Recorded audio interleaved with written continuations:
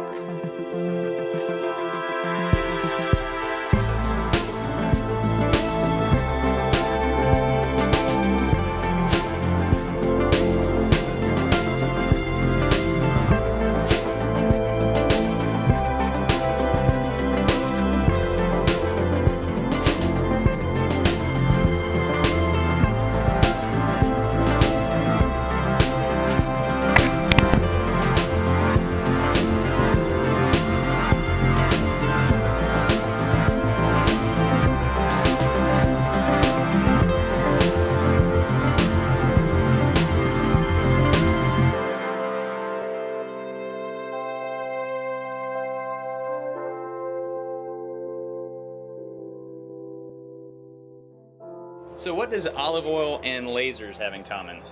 Hummingbirds, obviously. Dr. Doug Warwick at Oregon State University and Dr. Brett Tobalski at University of Montana have been studying hummingbirds by using a nozzle to spray olive oil in the air around a hummingbird. And then they'll take a laser and then they'll slice sections of the air where the olive oil is to measure the flow field. Basically, it's called digital particle image velocimetry. What you do is you get a picture of an oil droplet, you wait some finite amount of time later, and then you get another picture of an oil droplet. That gives you a two-dimensional visualization of the flow field around a hummingbird, which is awesome. So, what you can do is you can use this information to calculate exactly what the hummingbird is doing to stay aloft. In these pictures you can see here, you can see vortices underneath the wing. Using this technique, they discovered that about 70% of the hummingbird's lift comes from the forestroke, and about 30% comes from the backstroke.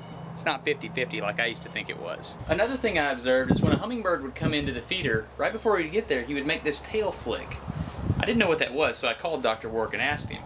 Right now, Dr. Warwick and his team of biomechanists don't really know what this tail flick means. They're not sure if he's changing the airflow around his body, or if he's changing his center of gravity under his wings so that he can make a maneuver that way. What they are doing, however, is making a 6 degree of freedom model so that they can study this further. If you want to learn more about it, check out the links in the video description. So a lot of you have been asking about what kind of camera I've been using. It's a Phantom made by Vision Research. If you want more info on it, go to the description. I'll put a link there for you so you can go to the website. Other than that, click the bird feeder here and you can subscribe.